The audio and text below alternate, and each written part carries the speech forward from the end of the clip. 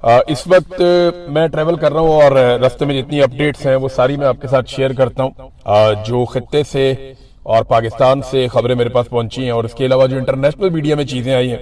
एक तो अरब अब इस लड़ाई में उतरने जा रहे हैं, इस किस्म के अंदेशे का इजहार किया जा रहा है। यानी कुछ खबरें चलाई गई कि शायद यूएई ने पहला अटैक किया ईरान के ऊपर। हालांकि इसकी तस्दीक नहीं हुई, यूएई ने ऐसा कोई स्टेटमेंट दिया नहीं, लेकिन उनके जो हुक्मरान है उनकी जानिब से स्टेटमेंट आ चुका है कि हमें इतनी आसानी से काबू नहीं किया जा सकता। और उन्होंने एक जंगी टाइप का एक स्टेटमेंट तो दिया था। ये इसराइली सोर्सेज से खबर आ रही है। इसराइल की पूरी ख्वाहिश है कि कुछ भी करके अरब ममालिक को इस लड़ाई के अंदर उतारा जाए। इसी सिलसिले में सऊदी अरब ने पाकिस्तानी फील्ड मार्शल को तलब किया था, उन्हें बुलाकर याद दिलाया गया कि आपने हमारे साथ एक दिफाई मुआहदा किया था जिसपे आपको काफी प्रोटोकॉल भी दिया गया था।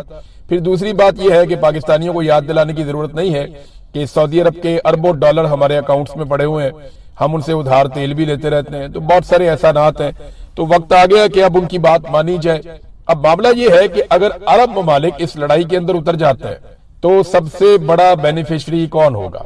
अरब ममालिक अगर इस लड़ाई में उतरते हैं तो सबसे बड़ा बेनिफिशियरी होगा इसराइल।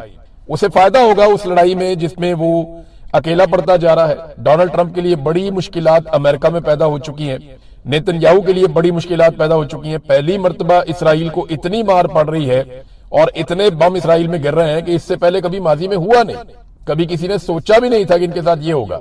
अब अगर इसराइल के साथ अरब ममालिक इस लड़ाई में उतर जाते हैं तो सबसे बड़ा बेनिफिशियरी होगा इसराइल। सबसे बड़ा लूजर कौन होगा? यानी जिसको सबसे ज्यादा नुकसान होगा अगर अरब ममालिक का ईरान के साथ झगड़ा हो जाता है या वो इस लड़ाई में बराह रास्त उतर जाते हैं तो वो ईरान के बाद पाकिस्तान होगा। देखिए, नुकसान तो सारे खित्ते का होगा ना, लेकिन पाकिस्तान को बहुत नुकसान होगा दोनों सूरतों में। नंबर एक ये कि पाकिस्तान अपने एक हमसाये से हाथ धो बैठेगा। बरादर इस्लामी मुल्क है, हमारे ईरान के साथ बड़े अच्छे ताल्लुकात हैं और किसी भी अरब मुल्क की सरहद बराह रास्त इस तरह से ईरान के साथ नहीं लगती जिस तरह पाकिस्तान की लगती है। पाकिस्तान एक लंबी सरहद शेयर करता है ईरान के साथ और उस सूबे की सरहद शेयर करता है ईरान के साथ जिस सूबे में हालात बहुत खराब है, जिस सूबे में आप रात के वक्त ट्रेवल नहीं कर सकते, बलूचिस्तान में, उसके साथ ईरान लगता है। तो स्ट्रेटेजिकली पाकिस्तान को यह सूट नहीं करता कि ईरान जैसे मुल्क के साथ बिगाड़ पैदा कर दे, क्योंकि ये लड़ाई हमेशा तो चलनी नहीं है। अब लड़ाई का क्या नतीजा निकलेगा? या तो देखे ना, टारगेट अचीव हो जाएंगे।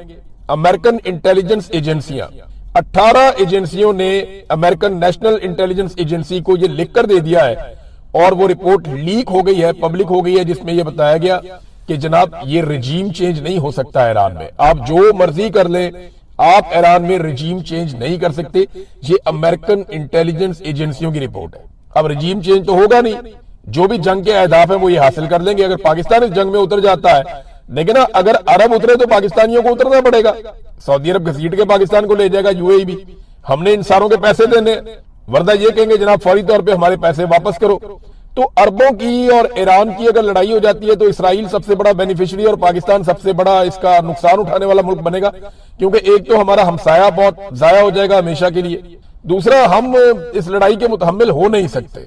तो पाकिस्तान को पूरी कोशिश करनी चाहिए, तुर्की को पूरी कोशिश करनी चाहिए और जोर लगाना चाहिए कि किसी तरह भी अरब ममालिक इस लड़ाई से बाहर रहे। ईरान ने भी हद्दुल इम्कान कोशिश की है कि ये लड़ाई ना हो। ईरान ने यह भी बताया कि हमारे पास 6 माह लड़ने की अभी सलाहियत मौजूद है। ऐसा नहीं है कि लड़ाई अभी खत्म हो जाएगी। यानी जो हिकमत अमली है ईरान की वो ये रही कि उन्होंने पहले सस्ते हथियार भेजे, यानी सस्ते मिसाइल भेजे, पुराने सेकंड जनरेशन तक के उन्होंने मिसाइल भेजे और जदीद मिसाइल उन्होंने भेजे नहीं, हाइपरसोनिक मिसाइल्स या जिन्हें जो एक्यूरेट बैलिस्टिक मिसाइल हैं उनको ईरान ने नहीं भेजा।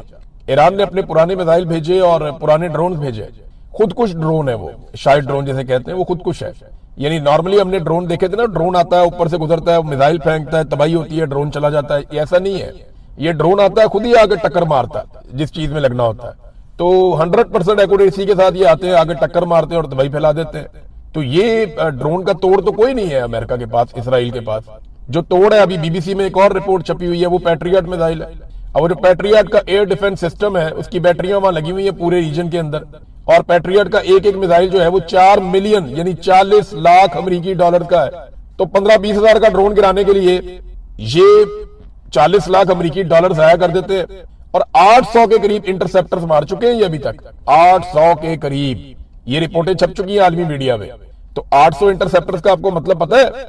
ये जो पैट्रियट के मिसाइल हैं, ये $4 मिलियन का एक है, 800 ये मार चुके हैं। आप खुद ही कैलकुलेट कर लें कि कितना नुकसान हो गया अब तक अमेरिका को, अरब ममालिक को और इसराइल को, और ये लगातार होता चला जा रहा है, लगातार होता चला जा रहा है। तो ईरान की हिकमत अमली ये थी कि उन्होंने उन हथियारों के जरिए से जो दिफाई सलाहियत है मिसाइलों को रोकने की, वो कमजोर कर दी पूरे रीजन में, यानी अरब ममालिक में भी और इसराइल में भी अमरीकी अड्डों के पास अब वो सहूलत नहीं है जो पहले थी। अब वो हमलों को रोकने की वो सलाहियत नहीं रखते। ये बात अमरीकी दिफाई तज्जियाकार भी मान रहे हैं। ईरान के बेहतरीन हथियार बाकी हैं और उनको रोकने का जो इंतजाम था वो खत्म हो गया। जो बैरियर्स थे ना इसराइल तक जाने के लिए, बैरियर्स अगर मैं आपको बताऊं तो सिंपल ये है कि रास्ते में रुकावटें थी ना, 4-5 मुल्कों को क्रॉस करके, समंदर को क्रॉस करके फिर जाके इसराइल आता है जिसमें ईरानी मिसाइल या ड्रोन हिट करता है। ये रास्ते में बहुत सारे बैरियर्स थे ना, इन सब ने अपने अपने अड्डे दिए हुए थे अमेरिकन को, और वो वहां से रोकते थे। अब मामला ये है कि वो रोकने की सलाहियत या तो खत्म हो गई या बहुत कमजोर हो गई। तो इम्कानात बढ़ गए हैं कि ईरान के हथियार या मिसाइल या ड्रोन वो आसानी के साथ इसराइल को हदफ बनाए, और अब ये हो रहा है। जो इंडियन सहाफी वहां से आए उन्होंने बताया कि जनाब ये तो मार रहे हैं इसराइलियों को, और इसराइल किसी किस्म की कवरेज नहीं करने दे रहा, वो सजाएं दे रहे हैं, वो तो 5 साल के लिए जेल में डालेंगे अगर किसी ने इसराइल में तबाही दिखाई तो। नेतन्याहू तबाही को रोक नहीं पा रहा, लेकिन तबाही के मनाजर को रोकने की कोशिश कर रहा है। अब नाजरीन एक और जो बड़ा खौफनाक काम है, तो मैंने आपको बताया ना कि ये बड़ा खतरनाक सूरत इख्तियार कर जाएगा, पूरा खित्ते को आग लग जाएगी अगर अरब ममालिक ईरान के साथ इस जंग में बराह रास्त उतर गए तो, और अगर पाकिस्तान को घसीट लिया तो पाकिस्तान के लिए और ज्यादा बड़ा प्रॉब्लम हो जाएगा। इन्होंने रिफाइनरी को अटैक किया, ये इसराइल ने अटैक किया ईरान के अंदर, तेहरान रिफाइनरी के ऊपर अटैक किया। ये 2,25,000 बैरल ऑयल जो है ये रोजाना की बुनियाद के ऊपर पैदावार थी इसकी, इसको आग लगा दी। इतनी खौफनाक आग लगी है कि पूरे तेहरान के अंदर काले बादल है धुएं के। तेहरान में दिन के वक्त रात हुई थी, हर तरफ स्याह कलर था। हुकूमत ने एडवाइजरी जारी की कि आप लोग अपने घरों में रहें, खिड़कियां और दरवाजे बंद रखें, इसके सेहत को नुकसान होंगे। वहां पे जो बारिश हुई है वो स्याह रंग की बारिश हुई, यानी उसके अंदर ये केमिकल है। तो हलाल अहमर ने भी एक पेशन गोई की है कि यहाँ तेजाबी बारिश हो सकती है, उसका इम्कान है, जो जिल्द और फेफड़ों को शदीद नुकसान हो सकता है शहरियों का। बारिश का पानी काला है तो बीमारियां बहुत फैल सकती हैं। तो एडवाइजरी जारी की गई है जो इसराइल ने किया ईरान में, और ये आग के ऊपर अभी तक प्रॉपर काबू नहीं पाया जा सका, वो नुकसानात अभी भी हो रहे हैं। दूसरी जानिब जब ये इसराइल ने किया ईरान में, तो ईरान ने उसकी रिटेलिएशन में हीफा में, जो इसराइली शहर है, वहां पे जो इसराइल की एक रिफाइनरी है उसको निशाना बना दिया। अब ये रिफाइनरी भी 2 लाख बैरल रोजाना इनकी पैदावार है, वहां पे उन्होंने निशाना बनाया, वहां से भी धुएं के बादल और आग उठ रही है। लेकिन देखिए इसराइल बड़ा जदीद मुल्क है, उसने बड़ा जबरदस्त निजाम बनाया हुआ है। आप उसकी किसी भी चीज को तबाही करते हैं तो वो डैमेज कंट्रोल बहुत तेजी से करते हैं। अब ईरान में इतने खौफनाक हमले हो रहे हैं, डैमेज कंट्रोल तो दूर की बात है, उनकी स्ट्रेटेजी सिर्फ अटैक की है कि बस हमला करते जाओ, हमला करते जाओ, और किसी भी तरह करके दुश्मन को अंगेज रखो हमलों के जरिए से, तो वो हमलों के जरिए से कंट्रोल करते हैं। अच्छा एक चीज मैं आपको इसमें और बताता हूं, ये अरब ममालिक ने ना कोई डाटा शेयरिंग की है अमेरिका के साथ, इनकी अपनी इंटेलिजेंस रिपोर्टें भी अरब ममालिक की, तो अमेरिकन को वो वक्तन फवक्तन, क्योंकि उनकी अलाई है, उनके इत्तेहादी है, तो उनके साथ शेयर करते हैं चीजें। तो चंद चीजें ऐसी हैं जो अब अरब ममालिक के अंदर खदशात बढ़ गए हैं। नंबर 1 ये है कि अमरीकी अहदेदारों ने जो बार बार ये कहा ना कि ये एक मजहबी जंग है या इस्लाम के खिलाफ जंग है, उसमें ना आवाम के अंदर रद्देमल बड़ा ऑब्वियस है, वो पैदा होगा। नंबर 2 अगर ये जंग बड़ी लंबी चल जाती है ना तो इससे मईशत को वो डबो देगी, बड़ा नुकसान मईशत का भी हो जाएगा।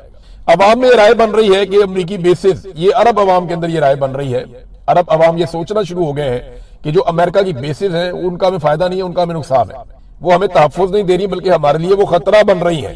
और एक और चीज जो होने जा रही है, ये अभी बहरीन से ये अटैक हुआ था, गालिबन इसराइल ने ये अटैक किया है, ईरान में पीने के साफ पानी के ऊपर अटैक किया गया कि लोगों को पीने का साफ पानी ना मिले, और जहां से पानी की तरसील का पूरा निजाम है उसके ऊपर अटैक किया गया ताकि लोग सफर करें। दूसरी जानिब बहरीन में भी रद्देअमल यही आया, और ईरान ने भी एक इंफ्रास्ट्रक्चर है पानी को साफ करने का प्लांट, उसको निशाना बना दिया। अभी ये इतलात कंफर्म नहीं हुई, नेक्स्ट वीलॉग जब मैं कर रहा हूँ तब तक कंफर्म हो जाएंगी। लेकिन देखें अगर ईरान पीने के साफ पानी का जो निजाम है उसी को छेड़ देता है गल्फ कंट्रीज में, तो किसी तेल के कुएं को छेड़ने की जरूरत नहीं है। ये वो फैसिलिटीज है जिनको नुकसान पहुंचाया तो उनकी आवाम सड़कों पे आ जाएगी। और अरब स्प्रिंग का तो हमने नाम सुना था ना, जो स्पॉन्सर्ड किस्म का था, ये असली वाला आ जाएगा तो बड़ी मुसीबत बन जाएगी। तो पीने के साफ पानी का इन्हिसार जो है इन ममालिक का प्लांट्स के ऊपर है। यहाँ पे उस तरह से फैसिलिटी नहीं है ना जैसे पाकिस्तान में है, इंडिया में है, बाकी मुल्कों में है। ये अरब ममालिक में पीने का साफ पानी अवेलेबल नहीं है और इनकी पानी की खपत भी बहुत ज्यादा है, बहुत ज्यादा पानी इस्तेमाल करते हैं ये लोग, लग्जरी लाइफ गुजारते हैं। अगर ये ईरान ने इन प्लांट्स को निशाना बनाया, जो कि एक चाइनीज तजियाकार कह रहा था कि एक मरहले में जाके ईरान को ये करना पड़ सकता है, तो फिर ये एक बड़ी मुसीबत खड़ी हो जाएगी। चीनी दिफाई माहिरीन जो है वो बहुत हैरान भी हैं और वो तजिए भी दे रहे हैं लगातार कि देखे ना, चाइनीज दिफाई माहिर है तो सबसे पहले तो वो चीन के हथियारों को जानता है ना, वो ये जानता है कि चाइना के पास कौन से हथियार हैं, चाइना ने कब कब बनाए हैं, चाइना दिफा कैसे करेगा, अटैक कैसे करेगा, जहाज कौन से हैं, एयर डिफेंस कौन सा है, सस्ता कौन सा है, महंगा कौन सा है, ड्रोन कौन से है, हिकमत अमली जंगी क्या हो सकती है। चाइना के पास दुनिया की सबसे बड़ी फौज है तादाद के नुक्ता नजर से, अब हथियार भी बहुत है उनके पास। वो एक्सपोर्ट्स में और बाकी चीजों में अमेरिका से आगे निकलते जा रहे हैं, पूरी दुनिया में उनके कारोबार का फैलाव भी ज्यादा है। अब जो चाइना के दिफाई तजियाकार हैं वो अमेरिका की बेइज्जती कर रहे हैं। वो ये कह रहे हैं कि अमेरिका की जो फौज है वो पिछली सदी की फौज है, यानी वो पुराने तरीकों से लड़ रही है, उनके हथियार जो है वो आउटडेट हो चुके हैं, उनकी टेक्नोलॉजी फरसूदा है, पुरानी है, और अमेरिका और इसराइल बहुत बुरी तरह एक्सपोज भी हो गए हैं। इनकी जंगी हिकमत अमली भी वो नहीं है जो जदीद दौर के तकाजों के मुताबिक हो। तो अमेरिका ने अपनी मिथ खो दी है, यानी जो लगता था ना चौधरी है जो कहेगा वो हो जाएगा, वो चौधराहट अमेरिका की बड़े खतरे में पड़ गई। और ये चाइनीज तजियाकार नहीं, दुनिया भर में लोग कह रहे हैं। रशिया बहुत खुश है कि अमेरिका को हम ओवर एस्टिमेट कर रहे थे, ये तो वैसा निकला ही नहीं जैसा सोचा जा रहा था। अब देखें खबरें इस तरह की फैलाई जा रही हैं और इनसे तासुर दिया जा रहा है कि बहुत ही ताकतवर है। यानी पाकिस्तान के अंदर आपको याद है अमेरिकन कमांडोज आए थे, वो उसामा बिन लादेन को उठा के ले गए थे। इसमें अमेरिकन कमांडोज का कमाल नहीं था, ये पाकिस्तानी फौज का कमाल था जिन्होंने रोका नहीं उन्हें। अगर हम वो 2 हेलीकॉप्टर ही आ रहे थे ना, आप उन्हें रोक लेते, आप उन्हें वहां घेर लेते, आप एयरफोर्स के तैयारे उड़ाते, आप उन्हें वापस ना जाने देते। लेकिन अमेरिकन कमांडोज आए, पाकिस्तानी गवर्नमेंट ने उस वक्त तालियां बजा के मुबारकबाद दी और वो उसामा बिन लादेन को उठा के ले गए मार के। इसी तरह वो गए वेनेजुएला में, वहां जाके उन्होंने मादुरो को उठाया, वहां पे भी अंदर गद्दार थे, मादुरो को उठा के वो ले गए वेनेजुएला के सदर को। तो अमेरिका का कॉन्फिडेंस बड़ा बढ़ा हुआ था क्योंकि वो एक फिक्स मैच खेल रहा था, नूरा कुश्ती कर रहा था, जैसे WWF में होती है ना, झूठी मूठी मारते हैं एक दूसरे को। तो अमेरिका की मौजें लगी हुई थी, दुनिया में उसकी चौधराहट कायम थी। अब यहां पे ईरान में वो कहते हैं इसी तरह का एडवेंचर करना है, हमने वहां से यूरेनियम उठानी है जो 60% तक उन्होंने प्योरीफाई की हुई है अफसूदा यूरेनियम, जिससे एटम बम बना सकता है ईरान। उसकी मिकदार है 450 kg लगभग। वो अमेरिकन मरीन्स जाएंगे जी और वो जाके वहां से स्पेशल फोर्सेस वो उठा लेंगी। अब इस किस्म के मामलात पे गौर किया जा रहा है, ये पॉसिबल है क्या? मुझे बड़ा शक है सलाहियतों के ऊपर कि ईरान के अंदर जाके इस किस्म की हरकत करके वापस निकल जाए अमेरिकन फौजी, ये जरा थोड़ा मुश्किल लगता है। नाज़रीन, एक और खबर है कि डोनाल्ड ट्रंप, जो बच्चियों का कत्लेआम हुआ है ईरान में मेनाब में, स्कूल के अंदर 168 बच्चियां शहीद हो गई, 60 के करीब बच्चियां अस्पतालों में है, कई की हालत तशवीशनाक है, कई पूरी जिंदगी के लिए माजूर हो जाएंगी। ये वाकया ऐसा है जिसने पूरी दुनिया को हिला कर रख दिया। डोनाल्ड ट्रंप इस वाकये से भाग गया। डोनाल्ड ट्रंप से जब सहाफी ने सवाल पूछा तो उसने कहा जी हमने तो ये किया ही नहीं, ये तो ईरान ने किया जो मैंने देखा है, उसके हथियार ठीक नहीं है, वो गलत जगह जाकर निशाना लगा लेते हैं। भाई ईरान इतने एक्यूरेट निशाने लगा रहा है कि आपकी सारी बेसिस पे उसने टका टका के मारे, और ये बच्चियों के स्कूल पे ईरान ने अटैक कर दिया, ये अमेरिका कह रहा है। तो इसके बारे में मैं आपको एक सबूत देता हूं कि 28 फरवरी को सुबह के वक्त 9:45 पे जब अटैक हुआ था अमेरिका का और इसराइल का ईरान के ऊपर, इसको नाम दिया गया था ऑपरेशन रॉरिंग लाइन, दौड़ता हुआ शेर, ये इन्होंने इसको नाम दिया था। इसमें शहादतें हो गई थी बच्चियों की भी, खमनाई के ऊपर भी अटैक किया गया था। अब ये जो अटैक किया गया था उसके बाद ईरान ने जवाब दिया था, यानी बच्चियों की शहादतें पहले हो चुकी थी, खबर आ चुकी थी। शुरू में जो खबर आई थी ना उसमें यह था कि 5 या 6 बच्चियां शहीद हो गई हैं, फिर खबर आई थी कि नहीं वो 20 के करीब है, फिर वो बढ़ते बढ़ते पता चला कि ये तो 100 से ज्यादा है, और फिर पूरी दुनिया का दिल दहल गया जब पता चला कि 168 बच्चियां जो है वो शहीद हो गई हैं, 168 उनको इकट्ठा दफनाया गया। अब ट्रंप को यह पता है कि यह बहुत बड़ा जंगी जुर्म है, वो उससे भागने के लिए उसको ईरान पे डाल रहा है, लेकिन सारे शवाहिद मौजूद हैं और ये मामला ट्रंप को लेके बैठ जाएगा अगर आलमी अदालत में कल को ये केस या मामला चलता है तो।